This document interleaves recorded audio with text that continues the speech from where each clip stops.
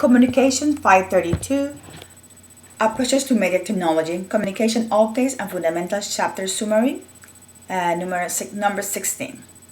We're going to talk about our digital audio. Digital audio is a technological development that has given consumers persuasive reasons to buy products, from digital media players to wireless phone. In addition, thousands of DVD, movies, and hundreds of electronics games exist in a high definition and quality sounds. Competition, regulations, innovation, and marketing will continue to shape and define this area of communication technology. Analog versus digital. Analog means similar or copy. An analog audio signal is an electronic copy of an original audio signal. An analog copy of any sound suffers some degradations in their sound, but this can be eliminated. Encoding is a digital audio system. The original sound is encoded in binary form from 0 to 1, and this is called bits. Sampling and quantizing. So digital audio systems do not create exact bit over word of copies of the entire original continuous sound wave. Instead, various samples of the original sound wave is taken and given. File format and encoded. The difference between file format and audio coded is a coded form, the coding and decoding of a raw audio data, while the data itself is stored in a file with specific audio format. Although most audio file formats support only one type of audio data. With a multimedia container format, any support multiple types of audio and video data. There are three major groups of audio file format: uncompressed audio formats, format with lossless compression, and format with lossy compression. Copyright and legislations, cases and actions.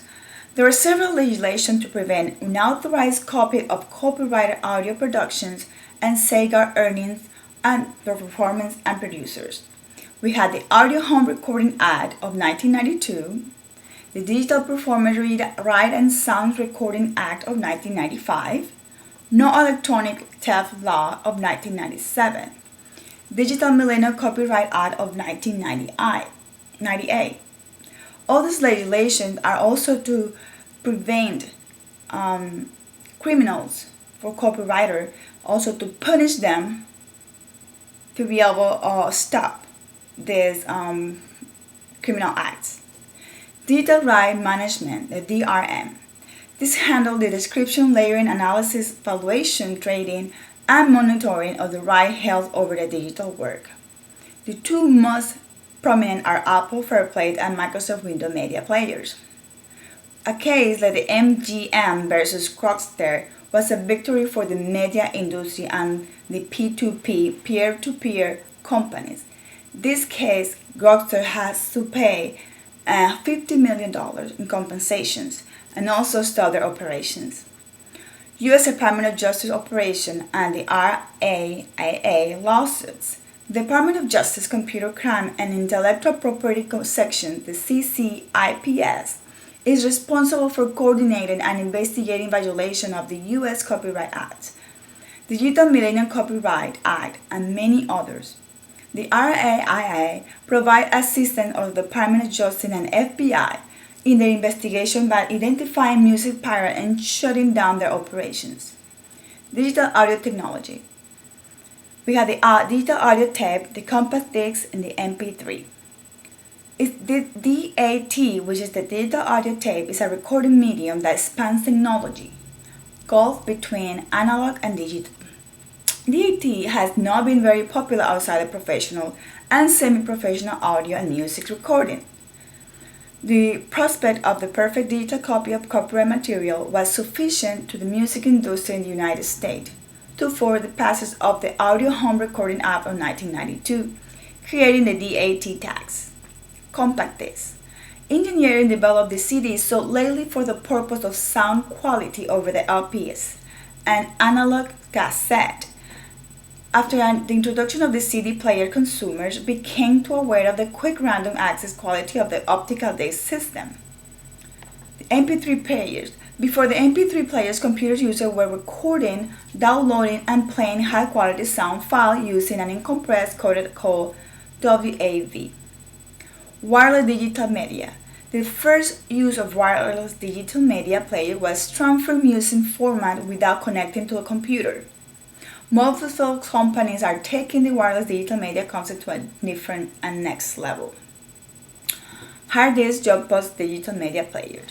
The number of companies offering this multimedia jukebox rose from 30 to 115 between 2004 and 2008. With Apple iPod, the Microsoft Zune, and the MP3, this device archive both video and audio accessible by album title, song title, artist name, and music's genre. Podcasting is the distribution of audio video files such as radio program or videos over the internet using RSS, really simple syndication of listening on mobile device and personal computer. Recent development. Copyright legislation and case in action. No waiting for Congress to act. Several record companies supported by the RIAA filed lawsuit. The Performance Rights Act was successful, voted from the full House of Representatives in 2009. This bill allows artists to be paid for all performance venue, broadcast. While making progress in the broadcast area, the record companies and the RIAA are still pursuing P2P downloads. Digital audio technology, DRM-free music. A large amount of music sold in the world is still sold in compact discs, and CD have no encryptions. DRM-free does not mean consumers are free from having to purchase the music. Wireless digital media. BlackBerry and PureTracks.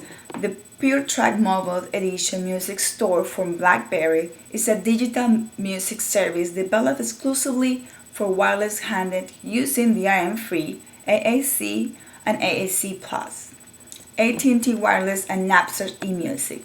The AT&T Wireless has also joined the music download business in partnership with Napster and eMusic. Sprint PowerVision, the first video service to utilize wireless phone to download music over the air and PowerVision data was Sprint, but the wireless calling plan is required. Subscription-based service. Only 3 subscription-based service online music service remain active in 2010.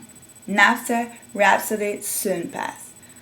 P2P music file sharing. The music industry anti-piracy appear more and more ineffective as the CD sales continue to decline and illegal P2P file sharing network continue to grow. The RIAA has been considered adding an ISP-based music service to lock the subscriber ISP account. Current statuses. Consumer Electronic Association, the CEA, sales figures. The U.S. consumer electronics industry grew more than 5% in 2008, and a new high of 172 million in sales and 7th consecutive year of growth. Nielsen SoundScan data.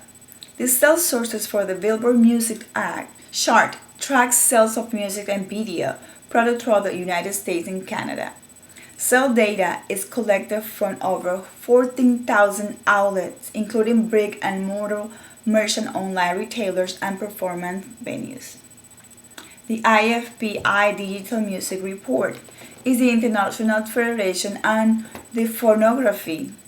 IFPI is the organization that represents the interest on recording industry worldwide.